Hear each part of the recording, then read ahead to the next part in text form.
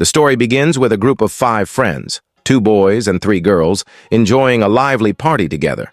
Among them is the main character, who suddenly stands up and announces that he's going to grab another beer. As he leaves, he glances at one of the girls, hoping she'll offer to join him, but she doesn't. Disappointed, he steps outside. Just as he does, he notices someone following him. It's a girl named Licia, who says she came out to grab some ice cream.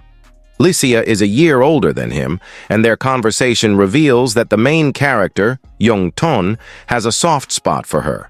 However, he has never confessed his feelings. Out of nowhere, Licia pulls him aside and kisses him, catching him completely off guard. This moment triggers Young-ton to share the story of their first encounter. The flashback takes us to a summer vacation when Young-ton was traveling by bus. During the ride, he received a message from a girl named Ju, someone he had a crush on in high school. She wanted to meet him, and without hesitation, he replied with a yes. Excited, he decided to change into better clothes before their meeting. As the bus stopped, Young-ton stepped off and noticed a beautiful girl nearby. She was fiddling with a lighter, repeatedly lighting and extinguishing it, completely immersed in her own world. This brief encounter left an impression on him, though his thoughts remained focused on meeting Ju. The next day, Young-ton is asleep, still thinking about the girl he saw the previous evening. He wonders if she might have been waiting for someone, or perhaps was just eccentric. When he finally changes and steps outside, he notices that the girl is still there. Her face seems oddly familiar, sparking curiosity. He walks up to her and asks, "Do I know you?" But she ignores him completely. Slightly annoyed, Young-ton starts to leave, but a sudden realization strikes him. She's the celebrity Licia. Turning back, he blurts out, "Wait, are you Licia, the celebrity?" At this, Licia gives him a sly smile and suddenly charges toward him, flicking her lighter. For a terrifying moment, it looks like she's going to attack him. The flame from the lighter inches from his face. Just as Young-ton panics, Licia extinguishes the lighter at the last second, leaving him stunned. She smirks and says, "You're pretty slow, Young-ton." Still shaken, Young-ton stammers, threatening to call the police.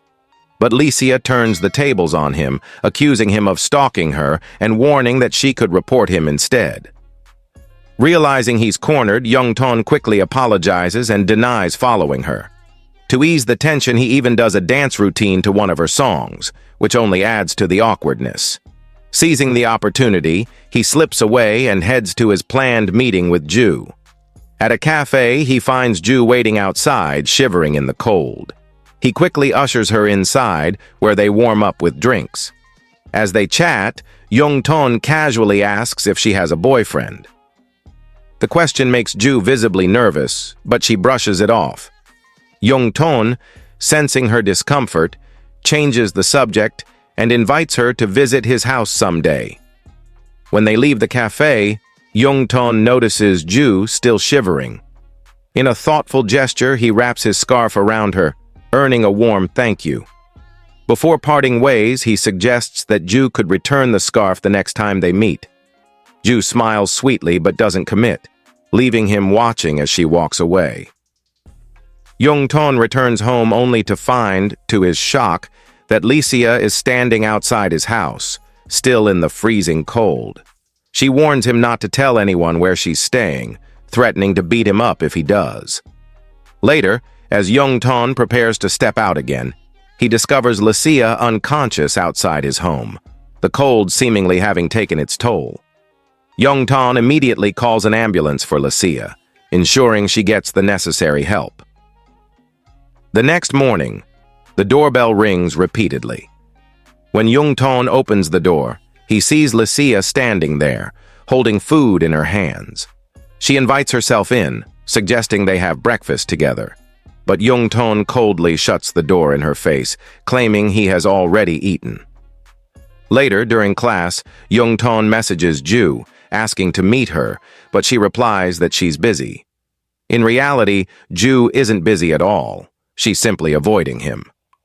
Troubled, Young-ton leaves school, preoccupied with the fact that he hasn't seen Ju in over a week.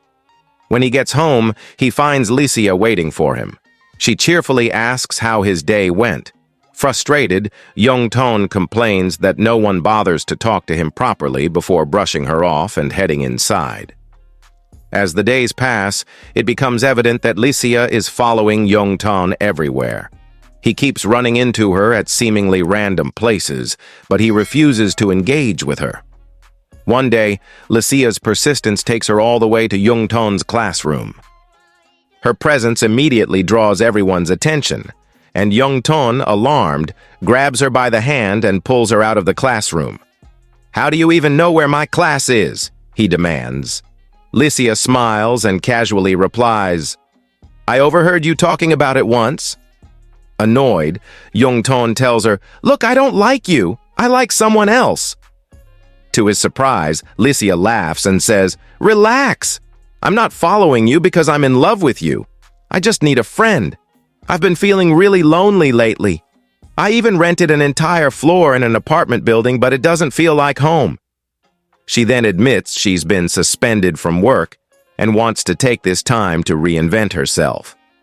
The honesty in her words softens Young-ton a little, and after a brief conversation, he asks for her number and suggests they grab dinner someday. A few days later, they meet for dinner.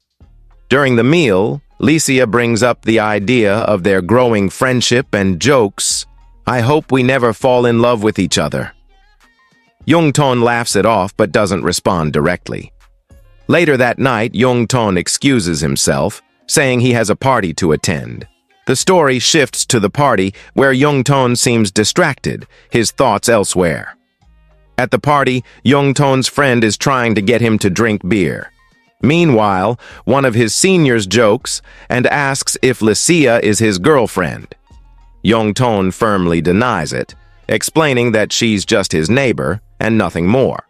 However, his friend insists on getting the truth out of him and practically forces him to drink. Little do they know that Young-ton doesn't get drunk, no matter how much alcohol he consumes. While this is happening, Young-ton gets a call from Licia. He answers and starts playfully flirting with her, causing her to ask, "Are you drunk?" Young-ton laughs and confidently replies, "No way. That's impossible for me." As they chat, Young-ton steps outside for some fresh air, only to be followed by his senior. The two of them start messing around, playing a childish game of snatching Young-ton's phone back and forth. Eventually, Licia, frustrated by the commotion, hangs up. The phone-snatching game ends when the senior drinks too much and begins throwing up. Young-ton, ever the responsible friend, helps him by patting his back. A little later, Licia arrives at the party, holding a bottle of alcohol. The senior, recovering from his drunken state, starts flirting with her, trying to impress her. Licia shuts him down with a sharp remark, saying he's only embarrassing himself. She then grabs Young-ton's hand and pulls him toward her. However, Young-ton's friend also grabs his other hand, causing an absurd tug-of-war. Licia, tired of the nonsense, grabs the bottle of alcohol and swings it threateningly near the senior's head. The senior, startled, exclaims, "How dare you even think about that?"